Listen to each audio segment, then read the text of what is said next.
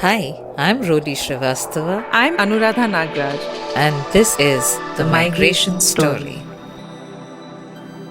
वहाँ जाएंगे, अलग माहौल रहेगा, बढ़िया सिटी में जाएंगे, ऐसे था कुछ। ये नहीं पता था कि वहां से सीधा गांव में पटकेंगे, गांव से निकल के फिर गांव में। अभी भी हमारे आधे गांव वालों को ये लगता है कि मैं दिल्ली में हूँ, उनको ये नहीं पता कि मैं गांव में हूँ। To be able to sustain that placement, the mentorships, the networks. If you're moving outside home, then safe housing, a safe workplace. These are the things that we don't monitor over time. अब मैं हर month पैसे भेज देती हूँ ना, मुझे ऐसा होता है कि मैं नहीं पैसे भेजूंगी तो मुझे खुद को अच्छा नहीं लगेगा। इस शादी को डेडलाइन की तरह क्यों देखा जाता है कि बस उस टाइम तक ही काम करेंगे? हम लोग रहे ही वैसे माहौल में हैं शुरू से, हमें सिखाया ही उतना गया है कि शादी हो जाएगी बस बात खत्म। फिर तुम लोगों के हस्बैंड के हाथ में है कि तुम लोगों को काम करना है या नहीं करना।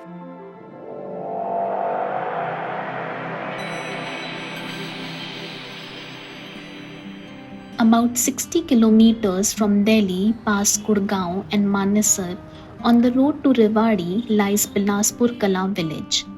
In a small room on the terrace of a house here, Priyanka and Kamalpreet Kaur have been living together for the past 2 years. Both women in their early 20s came here from Punjab. They work at a nearby Amazon warehouse and earn around 20,000 rupees a month. Before joining Amazon, they had worked at other e-commerce warehouses as well. That's the kind of place Bilaspur Kala and its surrounding area have become. Within a radius of 15 to 20 kilometers are warehouses run by companies like Amazon, Flipkart and Myntra. 3 years ago, after undergoing training under Deen Dayal Upadhyay Gramin Kaushalya Yojana, a government-run skill development program for the rural youth, the two young women left their homes in Punjab and arrived here looking for a job. They were recruited into a warehouse through an agency. I am Sanskriti Talwar, and for the migration story, I am in Bilaspur Kala to understand how these two young women left home, adjusted to life hundreds of kilometers away, and what has made them stay. हमारी family में तो कभी नहीं किसी ने बाहर जाने दिया ऐसे कि हाँ कोई लड़की बाहर जाएगी। मुझे तो उम्मीद भी नहीं थी कि मेरे घर वाले मेरे को बाहर जाने देंगे। फिर कैसे माने घर वाले? वो तो ऐसे मतलब हमारे घर की कंडीशन ही कुछ ऐसी थी ना, मतलब मेरे पापा भी नहीं कमाते हैं, मेरा भाई भी नहीं कमाता है, तो कोई भी नहीं था कमाने वाला हमारे घर पे। तो मैंने भी मतलब पहले स्टडी वगैरह करती थी, 12th की, उसके बाद सोचा था ग्रेजुएशन करूंगी। ग्रेजुएशन मैंने करी नहीं, बीच में ही छोड़ दी क्योंकि लॉकडाउन था। तो जो पापा थोड़ा बहुत काम भी करते थे वो भी छोड़ दिया उन्होंने, बिल्कुल ही बैठे रहते घर पे। फिर बहुत सारी चीजें ऐसी हो गई थी कि हाँ भाई घर के खर्चे भी हो रहे थे, कहाँ से करने थे। पहले मेरी नानी हुआ करती थी, उनसे मेरी मम्मा ले लिया करते थे, तो अब तो फिर कंडीशन ही वैसी हो गई। फिर मेरी एक फ्रेंड है, मतलब मैंने वो कर दिया था, गैप वगैरह डाल दिया था, गई नहीं थी, कॉलेज वगैरह छोड़ दिया था। तो फिर मेरी जो फ्रेंड है उसने मेरे को ऐसे बोला कि कोई सेंटर वगैरह ओपन हुआ है कि वहां पे ना वो मतलब एक दिन में पैसे वगैरह भी दिया करेंगे और बिल्कुल फ्री है, मतलब जितने दिन हम जाएंगे उस दिन के 125 रुपए समथिंग हमारे आने जाने का, जैसे ट्रैवल के पैसे मिलते हैं ना वैसे मिला करेंगे। और वहां पे स्टडी वगैरह होएगी, बाद में जॉब वगैरह देंगे हमें 3-4 मंथ के बाद।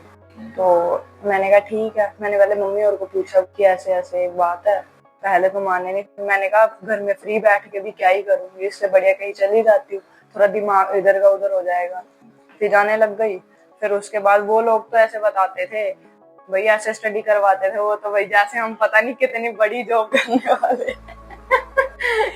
वो बोलते थे कि मतलब ऐसे इंटरव्यू होगा, तो वहां पे क्लासेस लगती थी। एक तो वेयर हाउस, तब तो हमें पता ही नहीं था वेयर हाउस होता ही क्या है, क्योंकि कभी बाहर ही नहीं गए, क्या पता वेयर हाउस क्या होता है।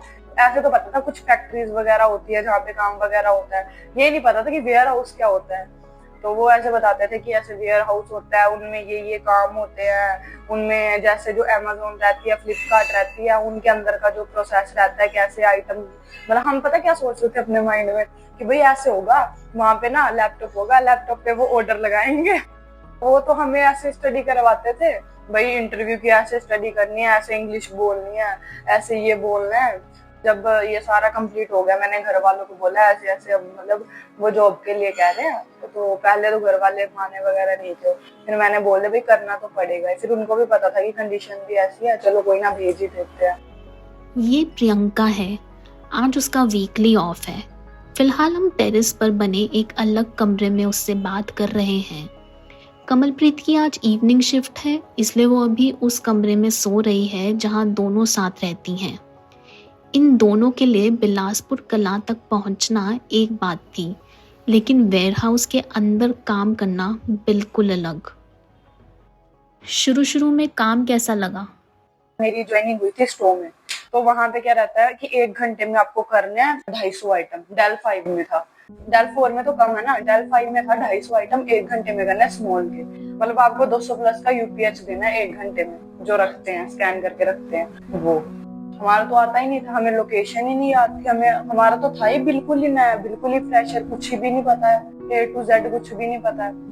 तो वो लोग बिल्कुल ऐसे टॉर्चर से करते थे एक दिन में कि आपका इतना यूपीएच कम क्यों आ रहा है, 40 का आ रहा है, इतने का आ रहा है, क्यों आ रहा है, इतना चिल्ला चिल्ला के बात करते थे ना, मैं तो तभी रोने लग जाती थी वहीं पे। और मैं तो कितनी बार गेट पास लेके आ गई थी 1 महीने के अंदर ही, वहीं पे रो रो के, खाने दो मेरे को नहीं रहना। मैं तो उस महीने में बहुत कम गई हूँ, मतलब 1 महीने के अंदर मैं सिर्फ मुश्किल से 12-13 दिन गई थी। मेरा पहला महीना था, वो नहीं होता था। प्रियंका अकेली नहीं थी। मैं ना डेली शाम को आके रोने लग जाती थी, मुझे नहीं करना। हमें घर से ये किसी ने बताया ही नहीं था कि मतलब ऐसे ऐसे लोग होंगे वहां पे। वो चीखते थे कि यूपीएच नहीं आ रहा, ये वो। मैं तो रोने लग जाती थी आगे, मुझे नहीं करना। हमारे सर बोलते थे कोई नहीं तो कर, तुझे आदत पड़ जाएगी। मैंने 28 दिन काम किया और मैंने छोड़ दिया, मुझे नहीं करना। ऐसे लोगों के बीच में बहुत प्रेशर डालती थी, मुझे नहीं करना। फिर मैं छोड़ के चली गई। 1 महीने के अंदर ही कमलप्रीत ने नौकरी छोड़ दी थी, लेकिन कुछ हफ्तों बाद वो वापस आ गई, इस बार अमेज़न में। काम तो वहाँ पे भी आसान नहीं था, लेकिन ऐसा था कि 2 ऑफ मिलते थे कि धीरे धीरे आदत लग जाएगी। फ्लिपकार्ट में तो बहुत गंदे तरीके से बात करते हैं। अमेज़न में फिर भी सर मैम बोल के बात करेंगे ना, वहाँ पे हमारी बोलने की वजह से लड़ाई हो जाती थी। या मैंने मिंत्रा में किया था 1 मंथ। मैंने ना एक सर को ये बात भी बोल दी थी, अगर मुझसे बात करोगे तो जी करके ही बोलना, मैं आपको जी करके रिप्लाई करूँगी, मुझसे बात मत करना ऐसे। यहाँ पे हम लोग पले बड़े, हमारे ऐसा नहीं है, हमारे एक दूसरे से बात करेंगे जी करके ही बोलते हैं। कुछ कंपनियां हैं जिनमें सही से बात करते हैं, अमेज़न में वो लोग बड़ी जल्दी एक्शन लेते हैं अगर हमसे कोई बदतमीजी करेगा ना। इसीलिए मेरे को वहाँ थोड़ा काम करना सही लगता है कि वहाँ पे मतलब बंदे के फेवर में बोलते हैं। अगर लड़की से कोई बदतमीजी करेगा ना, उसको टर्मिनेशन दे देते हैं साथ ही। फ्लिपकार्ट वगैरह में ऐसा नहीं है। जब मैं घर से आई थी ना, तो मतलब ऐसा माहौल था जैसे गांव में रहती है ना लड़कियां, बहुत सहमी सी, वैसे थोड़ा सा वैसा वाला सिस्टम होता है, क्योंकि कभी बाहर तो गए ही नहीं, बाहर की दुनिया का पता ही नहीं है, लोग कहाँ पे या कहाँ पे नहीं है। तब भी ऐसा लगता था भाई, मैं जैसे लड़ती बढ़ती हूँ ना थोड़ा सा, तो मेरे को ऐसा लगता था ये भाई मैं तो बहुत ही बुरी हूँ कि मैं तो इतना चिल्ला देती हूँ, इतनी वो मुँह सब बोलेंगे कैसे लड़ाकी सी लड़की है। जब मैं यहाँ पे आई ना, यहाँ का इन्वायरमेंट देखा ना, तो मैंने सोचा यार मेरे से तो भोली लड़की ही नहीं है, यहाँ पे तो बंदे ही बहुत हाई लेवल के हैं। कितना ज़रूरी होता है कि ऐसे में आपके सुपरवाइजर आपसे ढंग से बात करें? बहुत जरूरी होता। जिसने पहले ये चीजें कभी देखी नहीं ना होती जिंदगी में, हम लोग एकदम से गांव से निकल के आए थे, तो मैं तो रोती रहती थी उस टाइम पे कि उस बंदे ने मुझसे ऐसे बोला कैसे। पहले तो वो बात हर्ट करती है। अभी तो खैर मुझे 3 साल हो गए यहाँ रहते हुए, फिर तो आदत पड़ जाती है, लेकिन जो नई नई लड़कियां आती है ना, उनके लिए बहुत मुश्किल होता है उस तरह अपने आप को ढालना उस चीज में। कमलप्रीत को तो चलो उसकी एक दोस्त ने मदद कर दी, लेकिन कई बार लड़कियों के आसपास ऐसा सपोर्ट नहीं रहता है। कमलप्रीत ने खुद इतनी लड़कियों को जॉब छोड़ते देखा है, वर्क प्रेशर की वजह से नहीं बल्कि गर्मी से। मेरे देखते देखते उस कंपनी में मैं गई थी 1 मंथ, 4-5 लड़कियां थी, उन्होंने गर्मी की वजह से कंपनी छोड़ी है। कि मिंत्रा में मतलब मैं खुद गई हूँ, वहां पे बंदे को सांस लेना तक मुश्किल हो जाता है, इतनी गर्मी रहती है। फिलहाल जब हम कमलप्रीत से बात कर रहे हैं, प्रियंका बगल में बनी छोटी सी किचन में दिन का पहला खाना बना रही है। थोड़ी देर बाद वो रोटी और तोड़ी की सब्जी लेके कमरे में आती है। शाम के तकरीबन 4 बज चुके हैं, लेकिन इन दोनों का दिन अभी शुरू ही हुआ है। 1 घंटे बाद कमलप्रीत अपनी शिफ्ट के लिए निकल जाएगी। पंजाब से निकलने से पहले इन दोनों में से कोई भी अपने डिस्ट्रिक्ट से बाहर नहीं गया था। 3 साल पहले जब पहली बार ये दोनों नौकरी के लिए बस में बैठी थी, रास्ते भर कुछ ना कुछ सोच रही थी। तब तो दिमाग में इतनी एक्साइटमेंट थी ना कि भाई वहां जाएंगे, अलग माहौल रहेगा, बढ़िया सिटी में जाएंगे, ऐसे था कुछ। ये नहीं पता था कि वहां से सीधा गांव में फटेंगे, गांव से निकल के फिर गांव में। अभी भी हमारे आधे गांव वालों को ये लगता है कि मैं दिल्ली में हूँ, मैं तो बढ़िया मतलब ऐसे सिटी वगैरह में रह रही हूँ। अभी भी उनको यही लगता है सबको, उनको ये नहीं पता कि मैं गाँव में हूँ। मुझे तो लगता है मेरे घर वाली लाइफ ज्यादा बढ़िया थी। मजे से 10 बजे उठती थी, मम्मी खाना बना के देती थी, कोई काम नहीं करती थी। यहाँ पे पता चल रहा है मम्मी की याद आती है जब काम से मतलब सुबह जाते हैं, खुद ही खाना बनाते हैं, फिर कंपनी से इतना काम करके थका के फिर आगे खुद ही खाना बनाते हैं।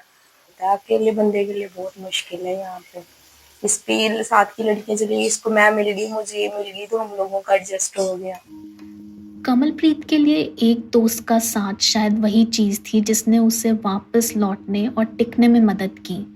स्किल डेवलपमेंट मिनिस्ट्री की सेक्रेटरी देबश्री मुखर्जी के मुताबिक प्लेसमेंट मिल जाना ही काफ़ी नहीं होता। उनके मुताबिक मेंटरशिप, सपोर्ट नेटवर्क्स, सुरक्षित रहने की जगह और काम की जगह पर सुरक्षा, ये सब उतना ही ज़रूरी है। We run the skill programs, we certify, we say, okay, candidate is ready. We also look at placement. What we don't look at, and which is an important issue, is what is it that you need to be able to sustain that placement. The mentorships, the networks. If you're moving outside home, then safe housing, a safe workplace. These are the things that we don't monitor over time. Priyanka और कमलप्रीत पंजाब के 2 अलग अलग district से आती हैं। प्रियंका गुरदासपुर से हैं और कमलप्रीत संगरूर से। दोनों बताती हैं कि जब वो पहली बार मिली थी तो इनकी पंजाबी भी अलग अलग थी। 2 साल साथ रहने के बाद इनकी बोली एक दूसरे से मिलने लगी है। अब जब दोनों घर जाती हैं तो घर वाले मजाक में पूछते हैं, ये कैसी पंजाबी बोलने लग गई हो। यहाँ आने का मेन कारण क्या था फिर? मेन चीज थी कि पंजाब में जॉब नहीं है। पंजाब में हम लोग कितना भी पढ़ लेंगे ना, प्राइवेट जॉब भी मेरे देखने के बाद, यार मैं प्राइवेट स्कूल में थी, वहाँ की टीचर थी ना 6-6, 7-7 हजार पे जॉब करती थी। मैंने सैलून में काम सीखा, मैंने पूरा डिप्लोमा किया, वहाँ पे जॉब मिली थी 5,000 में, 6,000 में। तो उतने में कुछ फायदा ही नहीं है कि बंदा 1 लाख मैंने उस कोर्स पे लगाया, अपना 1 लाख लगा के मुझे 5,000 सैलरी मिल गई। मेन चीज है पंजाब से यहाँ लोगों का आना ये है कि वहाँ पे सैलरी नहीं मिलती। लड़के भी तो आते हैं ना, क्योंकि वहाँ पे सैलरी नहीं मिलती इतनी ज्यादा। मेरा भाई जॉब करता है प्राइवेट, उससे ज्यादा मेरी सैलरी है। उसकी सैलरी आती है 16,000, मेरी 20 भी आ जाती है, 22 भी आ जाती है। तो फिर बंदा वहां रहेगा या यहाँ रहेगा। अब मैं हर मंथ पैसे भेज देती हूँ ना, मुझे ऐसा होता है कि मैं नहीं पैसे भेजूंगी तो मुझे खुद को अच्छा नहीं लगेगा। खुद कमाने लग जाते हैं तो किसी से मांगने का अच्छा नहीं लगता। लेकिन अभी ऐसा है कि जैसे हम लोगों ने घर बनाया है, अभी ही घर बनाया है, तो मुझे ऐसा होता है कि जब तक मेरी शादी नहीं होती मैं अपनी फैमिली को सपोर्ट कर दूं। मेन चीज होती है कि बंदे को अपने घर में इज्जत मिल जाती है पैसों की। मेरा भाई भी जॉब करता है लेकिन वो घर पे पैसे नहीं देता। जो मतलब घर वालों को कुछ काम होगा वो मुझसे पूछेंगे कि हम लोग ये काम कर लें, क्योंकि उनको पता है कि ये पैसे देगी। कमलप्रीत की तरह प्रियंका भी हर महीने पैसे घर भेजती है, लेकिन धीरे धीरे उसने अपनी कमाई का एक हिस्सा खुद पर खर्चा करना भी शुरू किया है। स्टार्टिंग में तो मैंने 10-10 हजार भी भेज रखे थे। पहले जैसे सैलरी आती थी उतनी 15 का समथिंग 16 समथिंग बनती थी, तब तो मैं 10-10 हजार भी दे देती थी। थोड़ा सा घर वगैरह थोड़ा सा हो रखा था खराब, तो थोड़ा सा वो ठीक करवाया था उस टाइम पे, क्योंकि 2 बंदे कितना ही राशन खा लेंगे, है ना। तो बस फिर इतना ही भेज देती हूँ मैं, 5,000 लास्ट 5,000 तक भेज देती हूँ। कभी ज्यादा जरूरत पड़ती है तो मम्मी को बीच में दे दूंगी मैं। पहले घर पे थी तो कुछ ख्वाहिशें ही नहीं थी, अब भाई थोड़े पैसे वैसे हाथ में आए, अब मन करता है ये भी ले लो वो भी ले लो, उड़ाई चलो बस, टिकना नहीं चाहिए कुछ भी। पहले था भाई 300-400 वाले शूज भी चल जाते थे, ले लो चलो कोई ना, शूज तो है ही है ना। पहले पता ही नहीं था कि कोई ब्रांड नाम की भी चीज होती है, अब पता चला कि भाई नहीं, वो रेड टेप के इतने की आ रहे हैं वही लेने हैं। उससे खुशी भी मिलती है। हाँ, उससे खुशी भी मिलती है। पहले 2 दिन तो उसको सवार के रखेंगे, फिर बाद में रोते रहते हैं। अब 3 साल बीत गए हैं, तुम्हारी क्या एक्सपेक्टेशंस है अपने करियर ग्रोथ को लेके? मुझे तो ये था कि बस मैं अपनी शादी से बच जाऊंगी, जितना टाइम यहाँ पे रहूंगी है ना, कि घर पे रहूंगी, मेरी शादी कर देंगे। फिर मुझे लगा कि नहीं, इस फील्ड में थोड़ा है कि प्रमोशन के चांस होंगे अगर हम अच्छे से काम करेंगे। फिर देखा लोगों को कि भाई कुछ नहीं है वहाँ पे। फिर सोचा कि जितना टाइम करना है ना तो ऐसे ही कर लेंगे, कि सैलरी तो आ रही है ना, उसके बाद शादी होगी, फिर बाद में देखेंगे। ये शादी को डेडलाइन की तरह क्यों देखा जाता है कि बस उस टाइम तक ही काम करेंगे? हाँ, यहाँ पे जिससे भी मिलोगे सबका यही सीन रहेगा कि मतलब जब तक शादी नहीं होती, बहुत सारी लड़की शादी के बाद सब छोड़ जाते हैं। हम लोग रहे ही वैसे माहौल में है शुरू से, हमें सिखाया ही उतना गया है कि शादी हो जाएगी बस बात खत्म, फिर तुम लोगों के हस्बैंड के हाथ में है कि तुम लोगों को काम करना है या नहीं करना। हम तो चाहते हैं लेकिन घर वालों के आगे थोड़ी चलती है। अब उन्होंने यहाँ तक भेज रखा है ना, वही बहुत बड़ी बात है। हमारे दूल्हे देख वही किस्मत पे बात छोड़ देते हैं, फिर सोचते हैं कि क्या फायदा, अगर प्रमोशन भी होगी तो भी छोड़ के ही जाना पड़ेगा, क्योंकि हमारे घर वाले लड़का ही ऐसा ढूंढ के देंगे जो वहीं सेट होगा, और वो अपना सब कुछ छोड़ के हमारे लिए यहाँ नहीं आएगा, हमें ही जाना पड़ेगा। अच्छा, एक काम होता है कि बंदा बैठ के काम कर रहा है, कोई दिक्कत नहीं, लैपटॉप पे काम है तो बंदा सोच भी लेता है चलो कोई ना, मैं तो घर पे क्या ही करूंगी, शादी के बाद अपना काम वाम करूंगी वहां पे ऑफिस में बैठ के, है ना। तो जब बंदे को पता है एक तो मैं ससुराल में भी रहूंगी, वहां पे भी काम करूंगी, वहां की टेंशन अलग है, ऊपर से यहाँ कंपनी में आके दिहाड़ी लगाऊंगी, इनकी भी सुनूंगी, वो चीज सोचती हूँ ना, फिर मैं सोच लेती हूँ नहीं यार, शादी के बाद तो नहीं करना मेरे को काम वाम। 3 साल बाद दोनों को यहाँ आने का कोई रिग्रेट नहीं है, लेकिन दोनों का कहना है कि काश उन्हें पहले से ही साफ साफ बताया गया होता कि यहाँ का काम असल में कैसा होगा। पहले बंदे को सब कुछ उनको क्लियर करना चाहिए कि ऐसी जॉब होगी, चलना भी पड़ेगा, खड़े भी रहना पड़ेगा। वो ये सब बातें नहीं बताते। जब बंदा इंटरव्यू देता है ना, यहाँ पे आके ट्रेनिंग लेता है, तब पता चलता है यहाँ पे दुनिया ही अलग है। मतलब वहाँ पे बंदे का वो सब कुछ एक बार क्लियर करना चाहिए कि बाद में बंदे का मन है, जिसे जाना है वो जाओ, जिसे नहीं जाना वो मत जाओ। Across India, more and more young women from rural areas are entering the workforce, but for most of them, secure jobs remain rare. According to the latest periodic labor force survey, nearly 88% of employed rural women between the age of 15 and 29 are either self-employed or working as a casual labor, often without contracts, paid leave, or social security. Regular salaried jobs, like the ones Priyanka and Kamalpreet have found in the warehouses, are still the exception.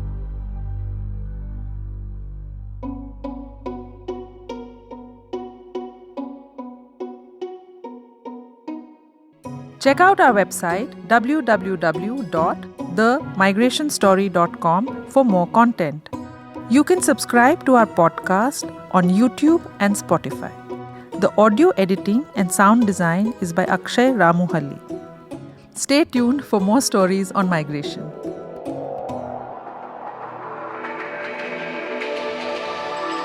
The Migration Story.